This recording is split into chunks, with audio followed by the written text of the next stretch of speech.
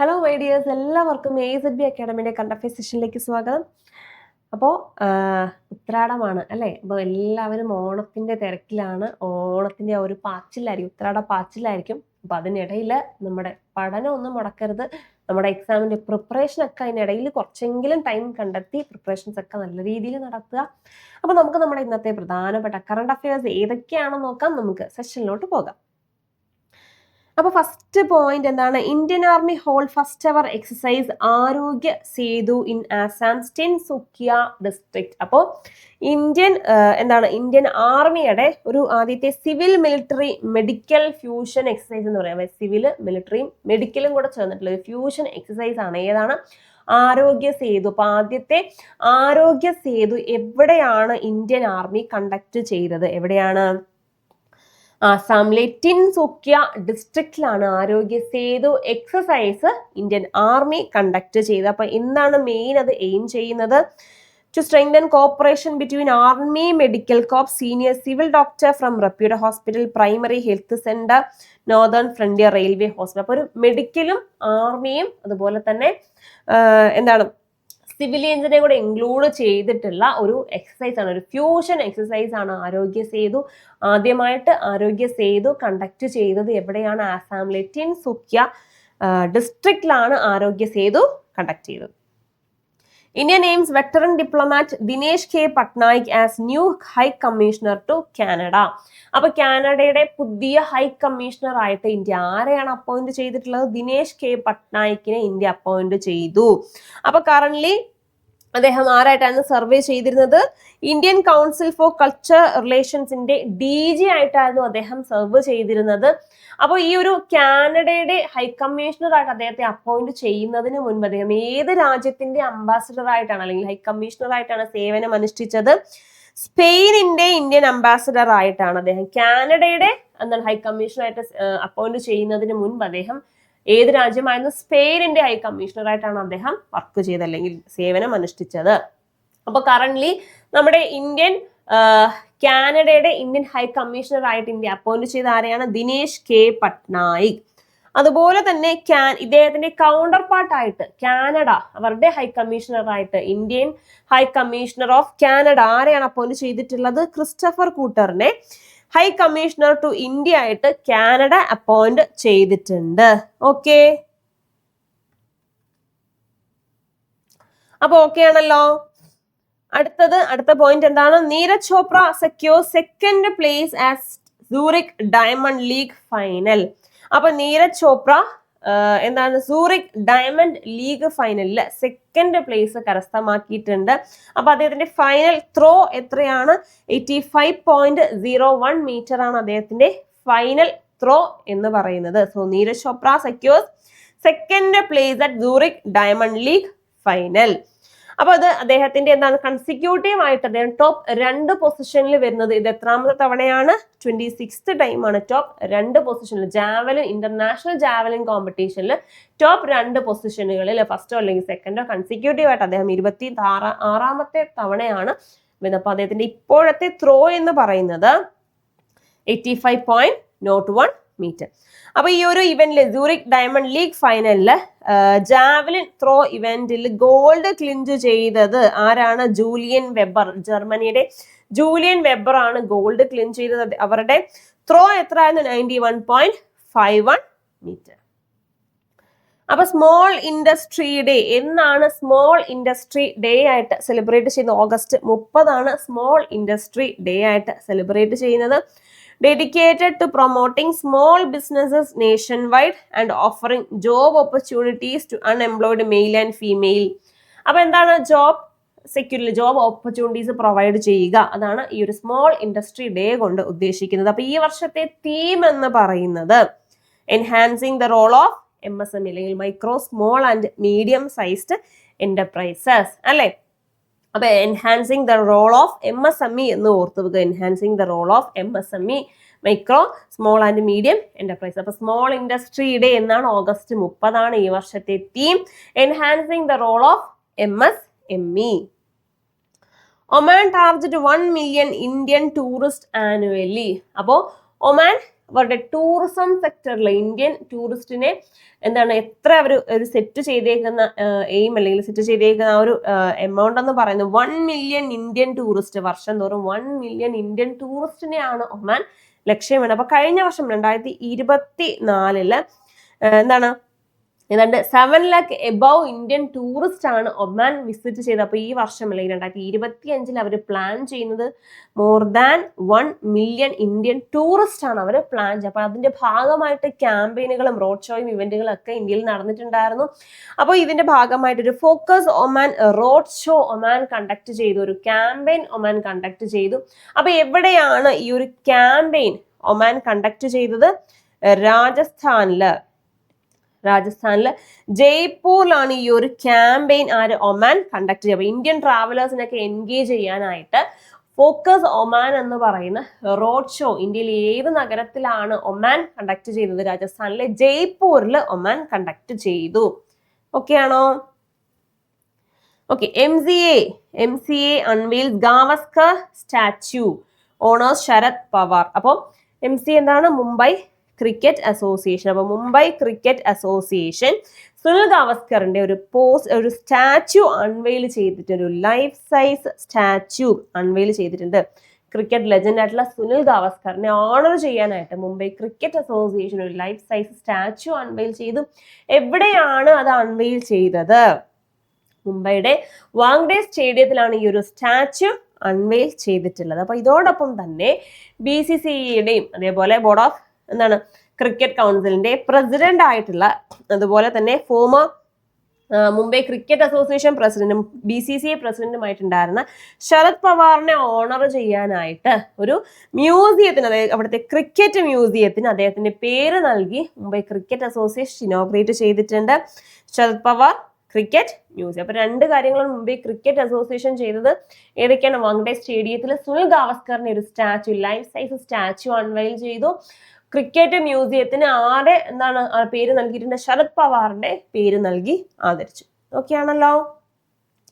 Lok Sabha speaker to lead India at 68th CPC in Barbados. അപ്പോൾ 68th Commonwealth parliamentary conference, 68th Commonwealth parliamentary conference ആരാണ് Indian delegation lead ചെയ്യുന്നത്? ആരാണ്?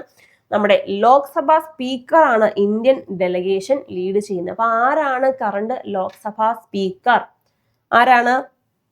ശ്രീ ഓം ബിർളയാണ് current Lok Sabha speaker. അപ്പൊ ഇദ്ദേഹമാണ് Indian delegation lead ചെയ്യുന്നത്.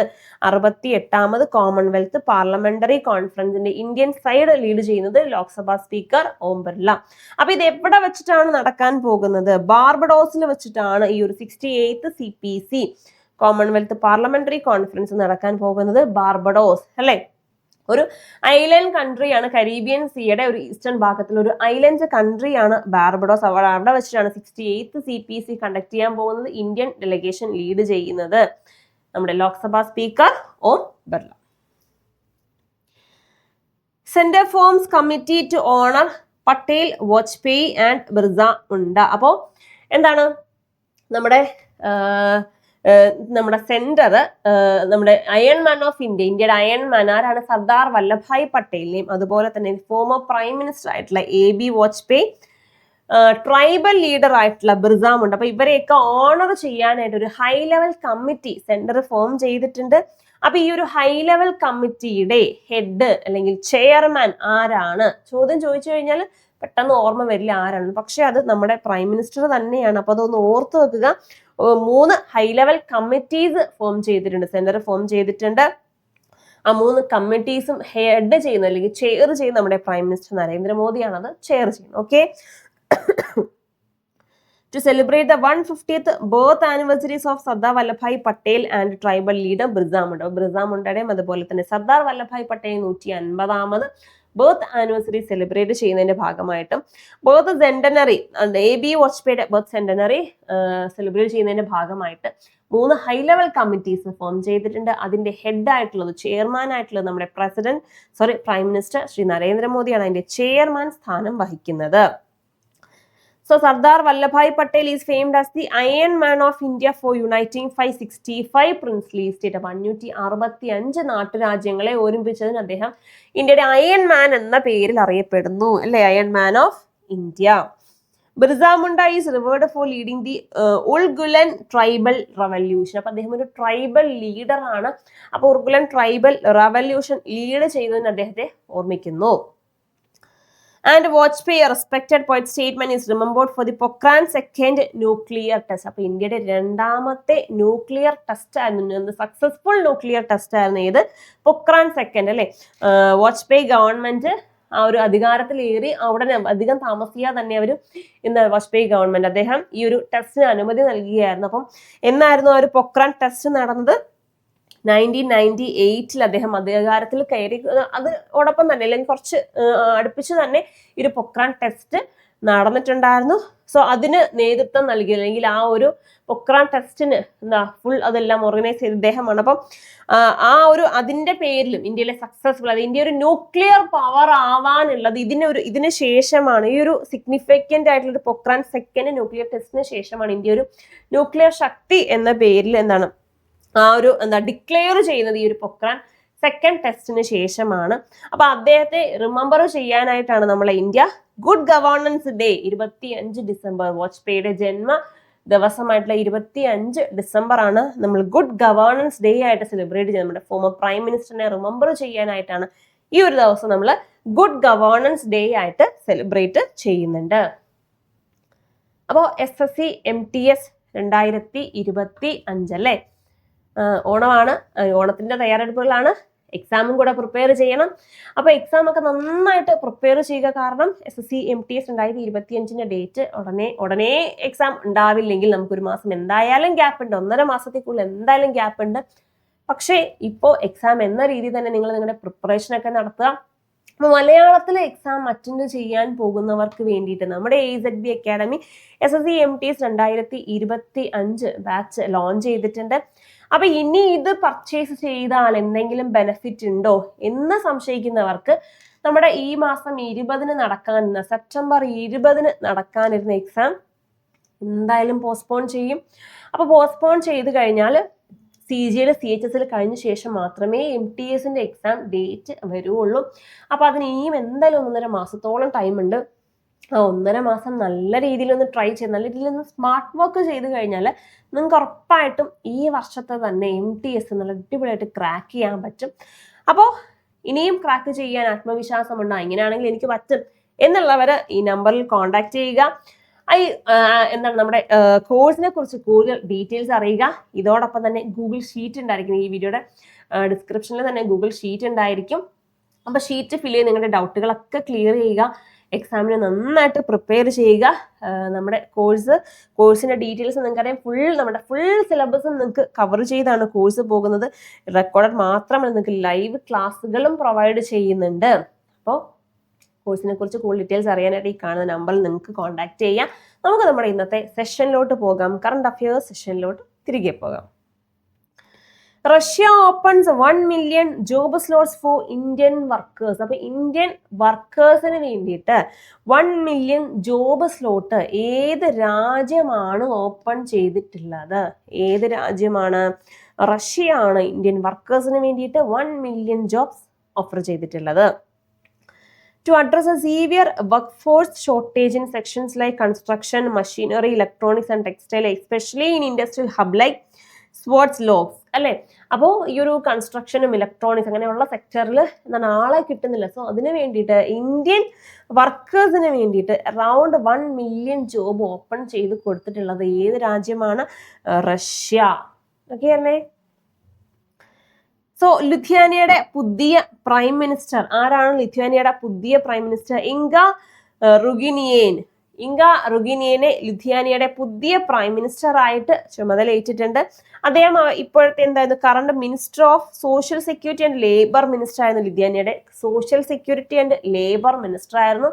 അവരെ അവിടുത്തെ പ്രൈം മിനിസ്റ്റർ ആയിട്ട് അപ്പോൾ അപ്രൂവ് ചെയ്തില്ല. പ്രൈം മിനിസ്റ്റർ ആയിട്ട് ആരാണ്? പുതിയ ലിത്വാനിയയുടെ പ്രൈം മിനിസ്റ്റർ ഇങ്ക റുഗിനിയൻ, പുതിയ prime minister. RBI launches inflation survey across 19 Indian states. അപ്പോൾ ഇൻഫ്ലേഷൻ സർവേ RBI എത്ര സ്റ്റേറ്റുകളിലാണ് ഈ ഒരു ഇൻഫ്ലേഷൻ സർവേ RBI ലോഞ്ച് ചെയ്തിട്ടുള്ളത്? അറൌണ്ട് 19 ഇന്ത്യൻ സിറ്റീസിൽ ഇൻഫ്ലേഷൻ സർവേ RBI ലോഞ്ച് ചെയ്തിട്ടുണ്ട്. അപ്പോൾ ഈ ഒരു launch the September 2025 round of its inflation expectation survey of household IESH Indian inflation expectation survey of household launch ചെയ്തിട്ടുണ്ട്. എത്ര സ്റ്റേറ്റുകളിലായിട്ട്? 19 സ്റ്റേറ്റുകളിലായിട്ട്, 19 ഇന്ത്യൻ സിറ്റികളിലായിട്ട് ലോഞ്ച് ചെയ്തിട്ടുണ്ട് ഇൻഫ്ലേഷൻ സർവേ. അപ്പൊ ഇൻഫ്ലേഷൻ സർവേ ആരാണ് ലോഞ്ച് ചെയ്തത് അതുകൂടെ നോക്കണേ. RBI ആണ് ഇൻഫ്ലേഷൻ സർവേ ലോഞ്ച് ചെയ്തത് around 19 Indian cities. Suzuki to invest 70,000 crore in India by 2031. അപ്പൊ 2031 കൂടി സുസുക്കി ഇന്ത്യയിൽ എത്ര രൂപയുടെ ഇൻവെസ്റ്റ്മെന്റ് ആണ് നടത്താൻ പോകുന്നത്? 70,000 കോടിയുടെ ഇൻവെസ്റ്റ്മെന്റ് 2031 കൂടി സുസുക്കി നടത്താൻ പോവുകയാണ്. അപ്പൊ ഇതിന്റെ ഭാഗമായിട്ട് ഒരു ഒരു പ്ലാന്റ് അവർ ഓൾറെഡി ഗുജറാത്തിൽ അവരുടെ ഒരു പ്ലാന്റ് സ്റ്റാർട്ട് ചെയ്തിട്ടുണ്ടായിരുന്നു അല്ലെ? എവിടെയാണ്? ഗുജറാത്തില് ഹൻസപൂരിൽ ഒരു പ്ലാന്റ് അവർ ഇതിന്റെ ഭാഗമായിട്ട് ഓൾറെഡി സ്റ്റാർട്ട് ചെയ്തിട്ടുണ്ട്. അപ്പൊ ഈ ഒരു സുസുക്കി എന്ന് പറയുന്ന world's 3rd largest automobile market ആണ് സുസുക്കി. അപ്പോൾ റീസെന്റ് ആയിട്ട് ഗുജറാത്തിൽ അവരവരുടെ ഒരു പ്ലാന്റ്, ഹൻസപൂരിൽ അവരവരുടെ പ്ലാന്റ് ഇനോഗ്രേറ്റ് ചെയ്തു. അതോടൊപ്പം തന്നെ ഫസ്റ്റ് ഇലക്ട്രിക് SUV ആയിട്ടുള്ള ഈ വിത്താരയുടെ ലോഞ്ച് ഇവന്റും അവിടെ വെച്ച് തന്നെ നടന്നായിരുന്നു. ഈ Vitara first electric SUV first made in India global battery electric vehicle ആണ് ഈ വിത്താര. അപ്പൊ അതിന്റെ ലോഞ്ചും നടന്നിട്ടുണ്ടായിരുന്നു. അതേപോലെ ഒരു പ്ലാന്റ് ഗുജറാത്തിൽ ഈ ഒരു ഈ ഇത്രയും ഇൻവെസ്റ്റ് ചെയ്യുന്നതിന്റെ മുന്നോടിയായിട്ട് ഗുജറാത്തിൽ അവരുടെ ഒരു പ്ലാന്റ് ഇനോഗ്രേറ്റ് ചെയ്തിട്ടുണ്ട്. അപ്പൊ ആ ഒരു പ്ലാന്റ് ആരാണ് ഇനോഗ്രേറ്റ് ചെയ്തത്? ആരാണ് ഇത് ഫ്ലാഗ് ഓഫ് ചെയ്തത്? നമ്മുടെ പ്രൈം മിനിസ്റ്റർ നരേന്ദ്രമോദിയാണ് ഹൻസൽപൂരിലുള്ള ഈ ഒരു പ്ലാന്റ് ഫ്ലാഗ് ഓഫ് ചെയ്തത്. ഓക്കെ ആണല്ലോ? അപ്പൊ നമ്മുടെ ഇന്നത്തെ കറണ്ട് അഫയേഴ്സ് എല്ലാം നമ്മൾ കവർ ചെയ്ത് കഴിഞ്ഞു. അപ്പൊ ഈ ഓട്ടപ്പാച്ചിലിനിടയ്ക്ക് കറണ്ട് അഫയേഴ്സും കൂടി ഒന്ന് പഠിക്കുക, ബാക്കി എല്ലാ സബ്ജക്റ്റും പഠിക്കുക, റിവൈസ് ചെയ്യുക. നമുക്കിതിന്റെ ക്വിക്കായിട്ടുള്ളൊരു 1-linersലോട്ട് പോകാം. Indian army hold first ever exercise ആരോഗ്യ സേതു ഇൻ ആസാംസ് ടിൻസുക്കിയ ഡിസ്ട്രിക്ട്. അപ്പോൾ ഒരു military medical civil fusion exercise ആയിട്ടുള്ള ആരോഗ്യ സേതു ആദ്യമായിട്ട് ഇന്ത്യൻ ആർമി എവിടാണ് കണ്ടക്ട് ചെയ്തത്? ആസാമിലെ ടിൻസുക്കിയ ഡിസ്ട്രിക്റ്റിൽ കണ്ടക്ട് ചെയ്തു. So Indian high commissioner to Canada, India ആരെയാണ് കാനഡ ഹൈ കമ്മീഷണർ ആയിട്ട് അപ്പോയിന്റ് ചെയ്തത്? ദിനേശ് K. പട്നായിക്കിനെ അപ്പോയിന്റ് ചെയ്തു. Zurich Diamond League final Neeraj ചോപ്രയുടെ ത്രോ അല്ലെങ്കിൽ എത്രാമത്തെ പ്ലേസ് ആണ് അദ്ദേഹം സെക്യൂർ ചെയ്തത്? 2ാമത്തെ പ്ലേസ് സെക്യൂർ ചെയ്തു. അദ്ദേഹത്തിന്റെ ത്രോ എത്രയാണ്? 85.01 മീറ്റർ ആണ് അദ്ദേഹത്തിന്റെ ത്രോ. സ്മോൾ ഇൻഡസ്ട്രി ഡേ എന്നാണ് സ്മോൾ ഇൻഡസ്ട്രി ഡേ ആയിട്ട് സെലിബ്രേറ്റ് ചെയ്യുന്നത്? ഓഗസ്റ്റ് 30 സ്മോൾ ഇൻഡസ്ട്രി ഡേ ആയിട്ട് സെലിബ്രേറ്റ് ചെയ്യുന്നത്. So 1 million Indian tourist annually target ചെയ്തിട്ടുള്ളത് ഏത് രാജ്യമാണ്? ഒമാൻ. അപ്പൊ അതിന്റെ ഭാഗമായിട്ട് അവർ ക്യാമ്പയിനും റോഡ് ഷോയും ഒക്കെ കണ്ടക്ട് ചെയ്തിട്ടുണ്ട്. അപ്പൊ ഇന്ത്യയിൽ ഫോക്കസ് ഒമാൻ എന്ന പേരിൽ ഒരു ക്യാമ്പയിൻ, ഒരു റോഡ് ഷോ ഒമാൻ കണ്ടക്ട് ചെയ്തിട്ടുണ്ടായിരുന്നു. Focus Oman. അപ്പൊ എവിടെയാണ് ഈ ഒരു ക്യാമ്പയിൻ നടന്നത്? ജയ്പൂരിൽ, രാജസ്ഥാനിലെ ജയ്പൂരിലാണ് ഈ ഒരു ക്യാമ്പയിൻ അല്ലെങ്കിൽ റോഡ് ഷോ നടന്നത്. MC unveil Gavaskar statue and honours Sharad Pawar. അപ്പം സുൽഗാവസ്കറിന്റെ സ്റ്റാച്യു വാങ്കഡെ സ്റ്റേഡിയത്തിൽ അൺവെയിൽ ചെയ്തു. അതുപോലെ തന്നെ ശരത് പവാറിന്റെ പേരിൽ ഒരു ക്രിക്കറ്റ് മ്യൂസിയവും മുംബൈ ക്രിക്കറ്റ് അസോസിയേഷൻ ഇനോഗ്രേറ്റ് ചെയ്തു. 68th CPC ബാർബഡോസിൽ നടക്കാൻ പോകുന്ന 68ാമത് കോമൺവെൽത്ത് പാർലമെന്ററി കോൺഫറൻസ് ആരാണ് ഇന്ത്യൻ സൈഡ് ലീഡ് ചെയ്യുന്നത്? ലോക്സഭാ സ്പീക്കർ ഓം ബിർളയാണ് ഇന്ത്യൻ സൈഡ് ലീഡ് ചെയ്യുന്നത്. ആരാണ് ഇന്ത്യൻ സൈഡ് ലീഡ് ചെയ്യുന്നത്? Lok Sabha speaker Om Birla. So Patel, Vajpayee and Birsa Munda അവരെ ഓണർ ചെയ്യാനായിട്ട് ഒരു 3 ഹൈ ലെവൽ കമ്മിറ്റി സെന്റർ രൂപീകരിച്ചപ്പോൾ ഈ ഒരു ഹൈ കമ്മിറ്റിയുടെ ഹെഡ് ആരാണ്? നമ്മുടെ പ്രൈം മിനിസ്റ്റർ, നമ്മുടെ PM ആണ് ഈ ഒരു കമ്മിറ്റിയുടെ ഹെഡ് അല്ലെങ്കിൽ ചെയർ ആയിട്ടുള്ളത് prime minister Narendra Modi. So 1 million job slot Indian വർക്കേഴ്സിന് 1 മില്യൺ ജോബ് സ്ലോട്ട് ഓപ്പൺ ചെയ്തിട്ടുള്ള രാജ്യം ഏതാണ്? റഷ്യ. ലിത്വാനിയയുടെ പുതിയ പ്രൈം മിനിസ്റ്റർ ആയിട്ട് ആരെയാണ് അപ്പോയിന്റ് ചെയ്തിട്ടുള്ളത്? ഇങ്ക റുഗിനിയനെ ലിത്വാനിയയുടെ പുതിയ പ്രൈം മിനിസ്റ്റർ ആയിട്ട് അപ്പോയിന്റ് ചെയ്തിട്ടുണ്ട്. സോ ഇൻഫ്ലേഷൻ സർവേ 19 ഇന്ത്യൻ സിറ്റികളിലായിട്ട് ഇൻഫ്ലേഷൻ സർവേ ലോഞ്ച് ചെയ്തത് ഏത് ഏജൻസിയാണ്, ഏത് ഓർഗനൈസേഷനാണ്? RBI ആണ് ഇൻഫ്ലേഷൻ സർവേ ഓർഗനൈസ് ചെയ്തത്, അല്ലെങ്കിൽ അത് ലോഞ്ച് ചെയ്തത്. സോ 2031 കൂടി 70,000 കോടി ഇന്ത്യയിൽ ഇൻവെസ്റ്റ് ചെയ്യാൻ പോകുന്ന വെഹിക്കിൾ മാനുഫാക്ചറിങ് കമ്പനി ഏതാണ്? സുസുക്കി. അപ്പോൾ നമ്മുടെ ഇന്നത്തെ പ്രധാനപ്പെട്ട കറണ്ട് അഫയേഴ്സുകളെല്ലാം തന്നെ നമ്മൾ കവർ ചെയ്തിട്ടുണ്ട്. അപ്പൊ ഇപ്പോഴും പറയുന്ന പോലെ തന്നെ എല്ലാം നടക്കുക, പഠിത്തവും നടക്കുക, റിവൈസ് ചെയ്യുക, കറണ്ട് അഫയേഴ്സ് ഒക്കെ നന്നായിട്ട് റിവൈസ് ചെയ്യുക. നമുക്ക് വീണ്ടും അടുത്ത കറണ്ട് അഫയേഴ്സ് സെഷനിൽ കാണാം. എല്ലാവർക്കും നല്ലൊരു ദിവസം നേരുന്നു. താങ്ക്